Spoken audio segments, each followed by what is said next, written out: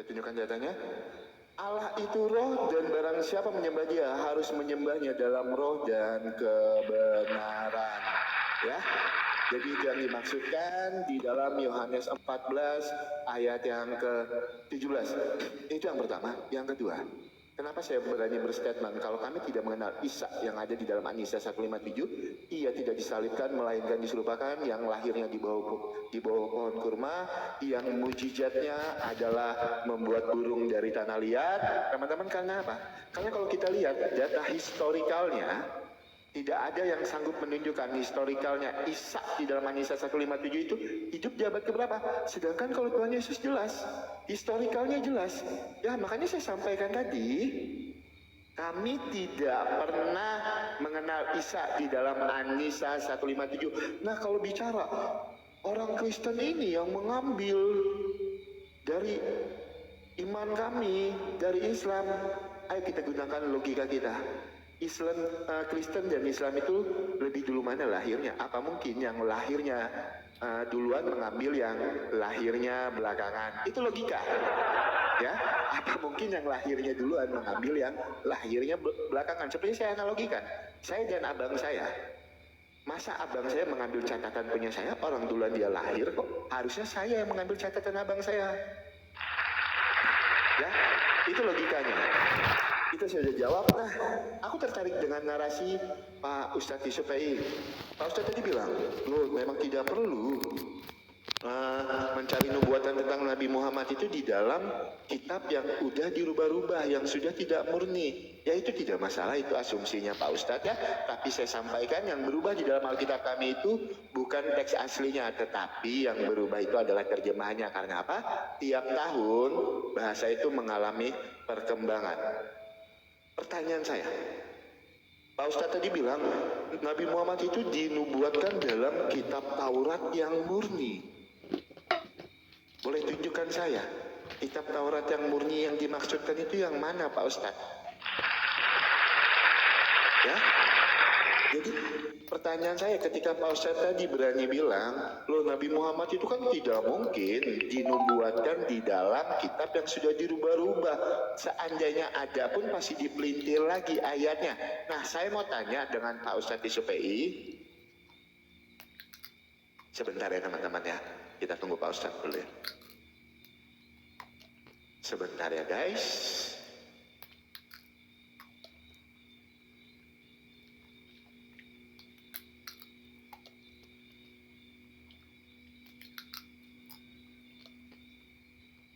Ya teman-teman Kristen, sebentar teman-teman.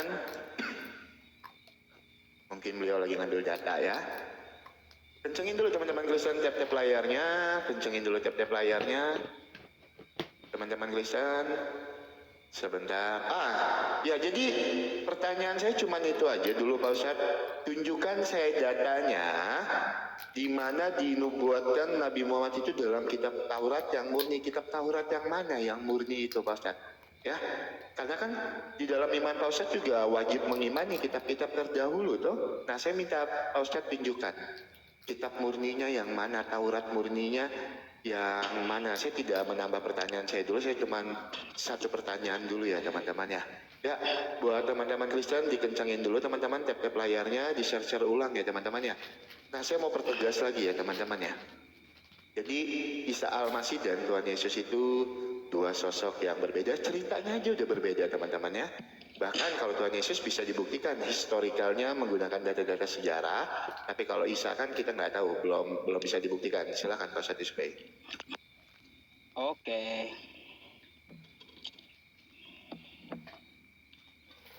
Bentar ya Bang Oki ya. Siap.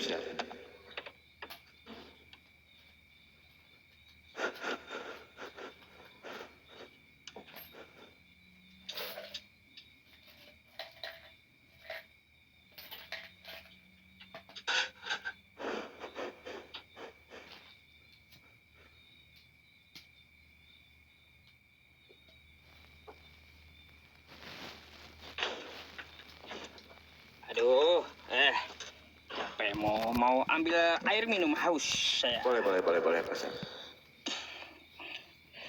Oke, teman-teman semuanya, Bang Oki meminta saya tunjukkan Taurat yang asli, baik yang menubuatkan Nabi Muhammad. Bismillahirrahmanirrahim.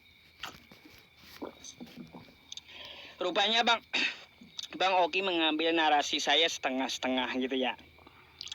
Sudah saya bilang, ya, fawailul lilladzina yaktubuna alkitaba biaidihim thumma yaquluna hadza min 'indillah liyashtaru bihi thamanan qalila. Gak perlu dicari di kitab yang sekarang karena udah diubah-ubah. Ya, disembunyikan kebenarannya dan dimasukkan ideologi dari manusia. Gak perlu. Oke, Bang Oki kalau mencari yang asli, ya mencari yang asli, yang murni, kata Bang Oki, ya Taurat yang murni. Lalu mana fisiknya? Fisiknya baik, teman-teman semuanya, ya.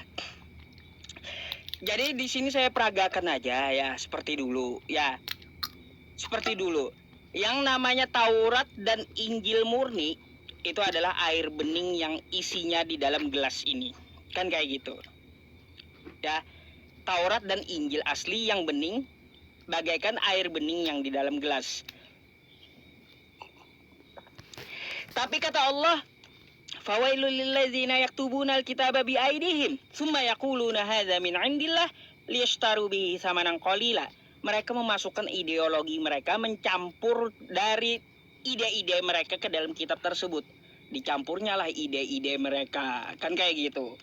Habis itu ya dikocok-kocok lah ini ya. Karena kemasukan ide, kan kayak gitu ya, dari manusia. Lalu Bang Oki, tunjukkan yang mana yang aslinya.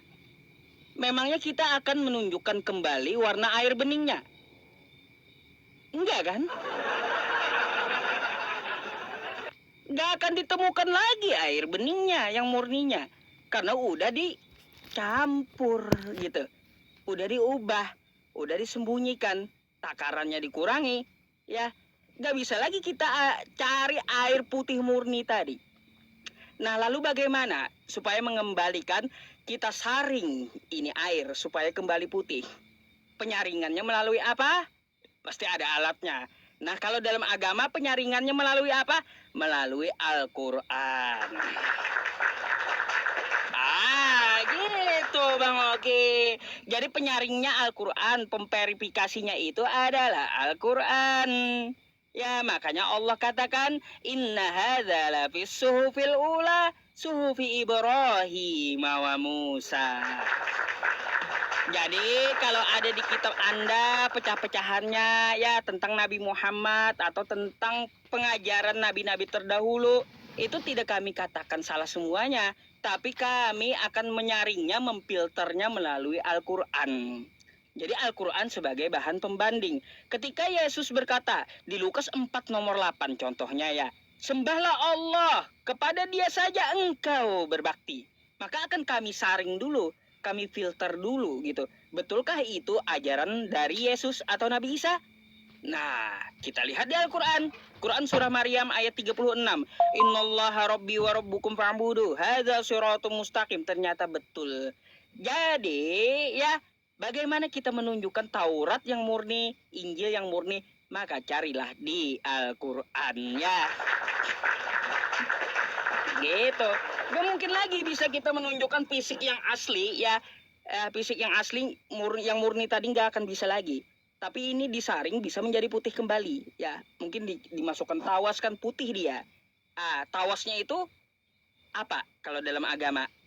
Artinya tawasnya itu adalah Al-Quran penawarnya ya.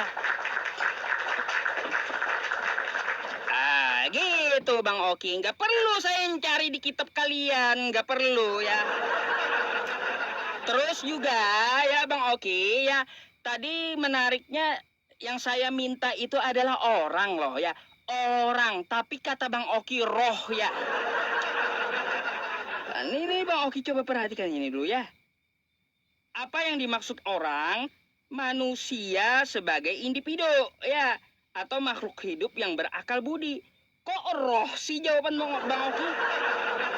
Kagak nyambung, yang ditanya itu orangnya siapa, sebutin namanya gitu, yang dinubuatkan oleh Yesus di Yohanes 14 nomor 16 sampai 17. Seorang penolong lain, orang. Ya, bukan roh. Siapa? Silakan dijawab gitu ya.